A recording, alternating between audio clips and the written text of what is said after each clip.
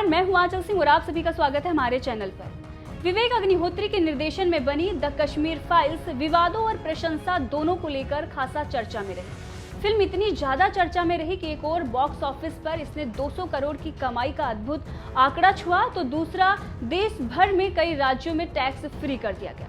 मनोरंजन जगत ही नहीं बल्कि राजनीतिक गलियारों में भी इसकी जमकर चर्चा हुई। हाल में ही जम्मू एंड कश्मीर के पूर्व सीएम फारूक अब्दुल्ला ने भी इस फिल्म को लेकर बयान दिया था कि अगर इसके लिए वो दोषी पाए जाते हैं तो वो सूली पर चढ़ने को तैयार हैं। उनके इस बयान के बाद अब द कश्मीर फाइल्स की एक्ट्रेस पल्लवी जोशी का रिएक्शन सामने आया है।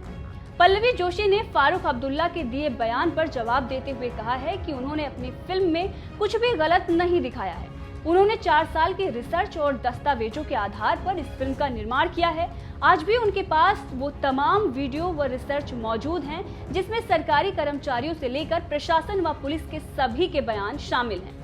700 लोग एक साथ झूठ नहीं बोल सकते। एक्ट्रेस ने ये भी कहा कि कश्मीरी पंडितों की दर्दनीय हत्या से 2 दिन पहले उन्होंने मुख्यमंत्री पद से इस्तीफा दे दिया था। वो लंदन निकल गए थे।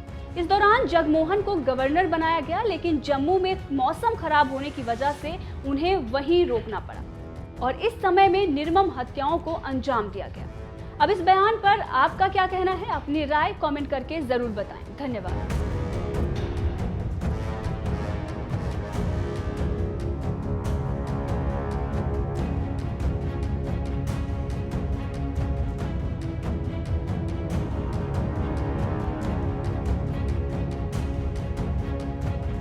मैम हाँ, इनके इधर देख लो भाई, एक्सक्लूसिव मिला है इनको। भाई अपने एक्सक्लूसिव मारा है। 2022 का सबसे बड़ा इवेंट है। 2022 का सबसे बड़ा इवेंट उसके पास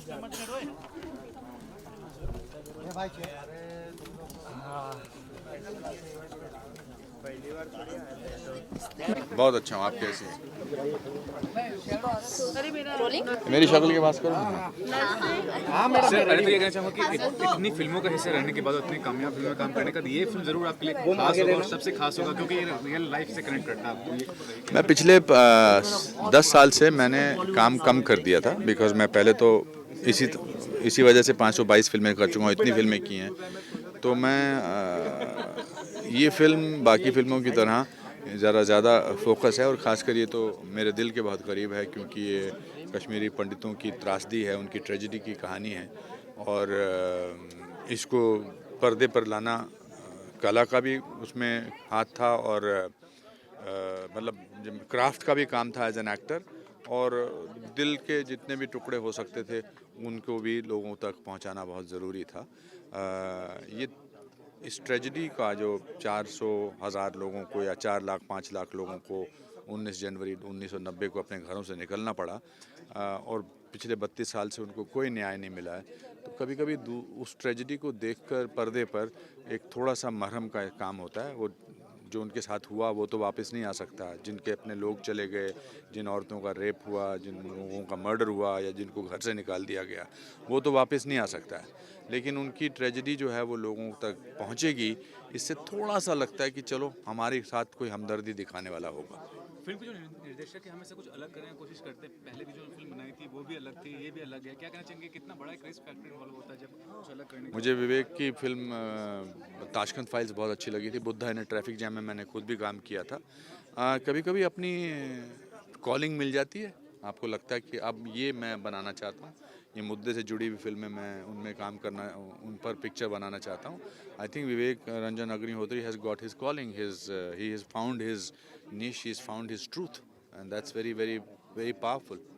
अगर आपके कैरेक्टर की बात की जाए, सबसे ज़्यादा डिफिकल्ट पार्ट क्या कुछ रहा आपके लिए, ये जानना चाहूँगी। You see, just because आप कैरेक्टर की भावनाओं को महसूस कर सकते हैं, पर उसको उसी हिसाब से दर्शाना बहुत मुश्किल होता है,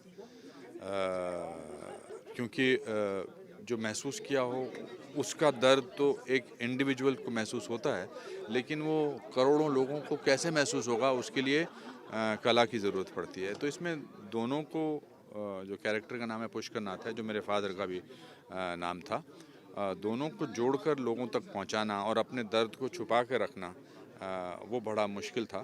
बट काम मुश्किल ना हो तो उसको करने का फ़ायदा क्या अगर ना हुआ तो।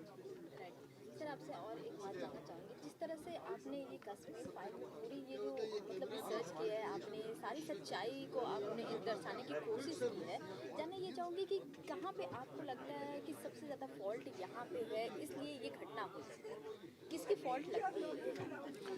कभी कभी सच्चाई को दिखाने में एज इट इज़ उसमें किसका फॉल्ट रहा, किसकी परेशानी थी, वो लोगों को डिसाइड करना चाहिए।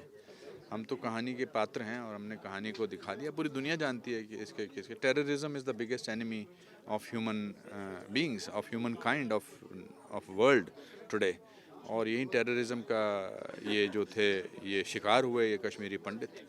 एक वरना कश्मीर जो है वो उसका कश्यप, ऋषि कश्यप के नाम से उस पर रखा गया है और धीरे धीरे धीरे धीरे करके सब लोग वहाँ से निकाल दिए गए हैं। तो आई थिंक टेररिज्म ने हर किस्म के इंसान को, हर किस्म के धर्म को नुकसान पहुँचाया है, न केवल पंडितों को, ब्राह्मणों को या हिंदुओं को, पर उसमें मुसलमान को भी काफ़ी टेररिज्म के शिकार हुए हैं, काफ़ी उनकी भी जानें गई हैं। सरदारों को अभी भी कश्मीर में कितने लोगों ने मुसलमानों को ही मारा है, कितने सरदारों की रिसेंटली हत्या की गई है।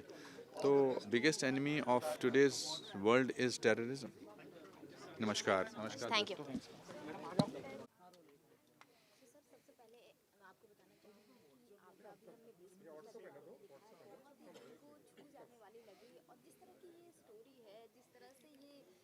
हिस्ट्री में हुआ द कश्मीर फाइल आप लेकर आ रहे हैं, सबसे पहले क्या ऑडियंस को बोलना चाहेंगे? मैं सिर्फ अपने दर्शकों से यही कहना चाहूँगा कि ये यथार्थ है, बहुत ही सत्य है और ये जो कड़वा सच है ये लोगों तक ज़रूर पहुँचना चाहिए।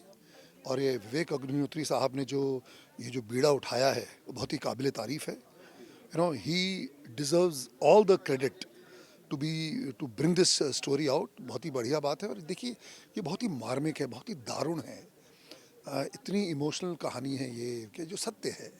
आप देखेंगे कि मेरा तो ये कहना है ज़रूरी, ये चाहता हूँ कि अपने दर्शकों से कि हर भारतीय को ये फिल्म देखनी चाहिए ताकि उन्हें पता चले कि किस तरह एक मास एक्सोडस हुआ, जेनोसाइड किया गया, एक कम्युनिटी को मार मार के भगा दिया गया, ताकि ये लोगों को दिल दहला देने वाला जो ये सब्जेक्ट है लोगों तक पहुँचे, बिकॉज और ताकि इस तरह की दोबारा घटना हमारे देश में फिर ना हो।